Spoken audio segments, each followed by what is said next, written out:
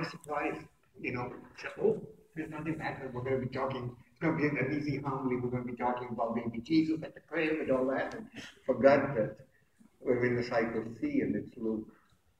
And what do we face? The end times of it. Okay, what do I do with this? But then I started thinking, and, we experience in our world some forms of end times, especially for individuals that are affected by the violence. I couldn't help but think of the violence in Paris not too long ago. How many people experience their end time? And it was all done in the name of Allah, in the name of God. I like the one little comment that Pope Francis said when he was at the public audience. He says it's an abomination to kill in the name of a God. Abomination.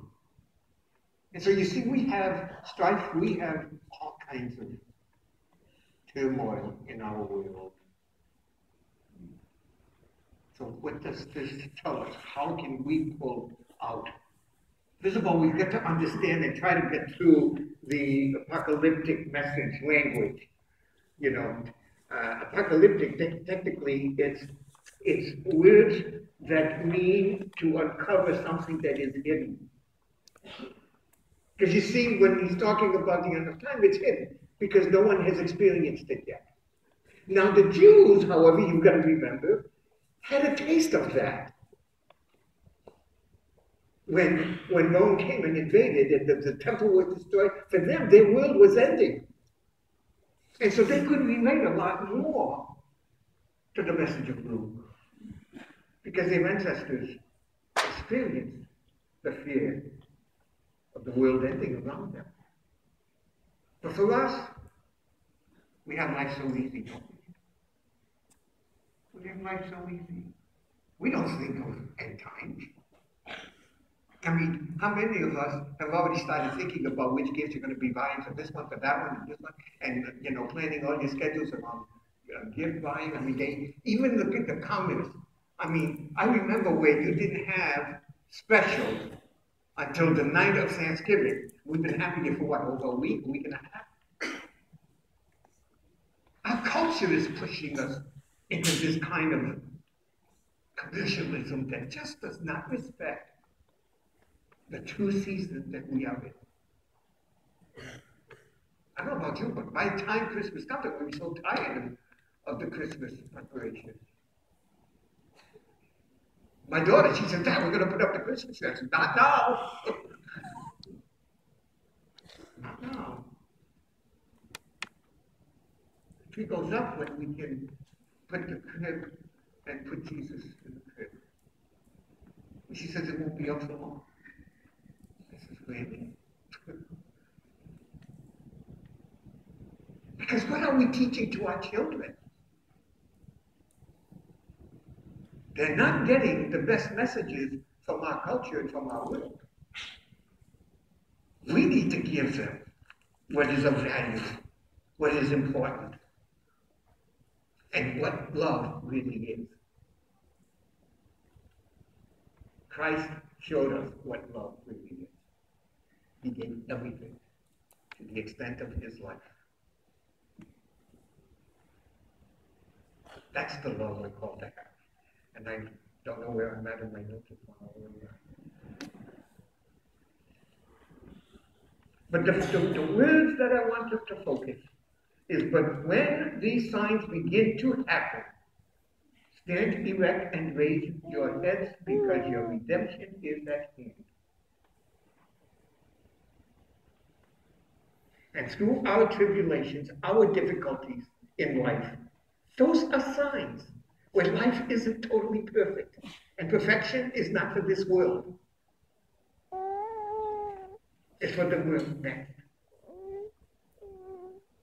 But through our difficulties, through the pain, through the illnesses, and through death of loved ones even, which is one of the hardest things to overcome. I know my daughter and I, we were talking, and she was going to go to friends for Thanksgiving. And she looked at me and said, "You gonna be going somewhere?" And I said, "Yes, I have a place where I can go." Because she looked at me and she said that it would be just the two of us at the table.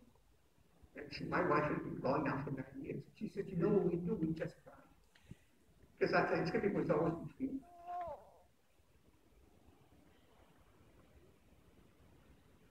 Love will hurt you at times.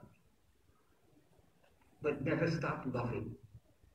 Never stop loving. If there was more love in the world, we'd have less violence. We'd have less violence in the world, but let's look within our own families. It's sad when I hear, because I've come to know quite a few people, even from this community here, and it's sad when I hear some say, "Well, I couldn't invite this one because they don't talk with that one." It happens in families. Where's the love that forgives everything? If Christ didn't love us unconditionally, where would be our salvation? Where would be our salvation? We need to look at the bigger picture. The bigger picture. It's more than just the end times. It's more than our end times. It's how do we live our daily lives. How do we live our daily lives? We need to see the beauty in everything. I remember once, and it's a small thing, but Doris, my wife, looked at me and she said, "You know, you're so right, Greg." She had bought a dress and did not spot there was a little blemish on the dress.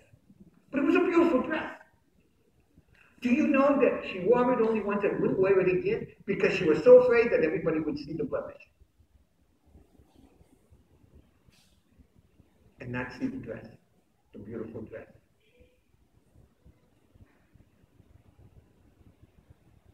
Can't avoid the blemishes, but you have to take the beauty and compensate for the blemish. You can't take away hatred out of this world, but you can bring more love into it by being loving unconditionally. You can bring families together, relatives, by a hug, a kiss, or just looking at them, and you might floor them, but then say, "You know, it's been so long since I said, I love you." Huh?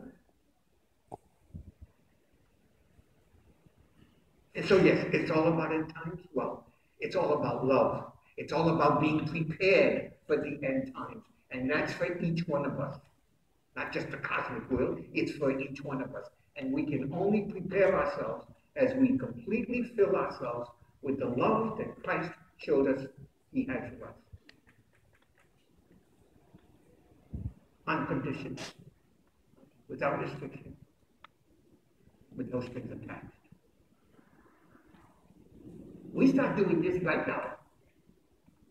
And trust me, by Christmas, your Christmas will be filled with so much joy, even with those that you had not even thought possible.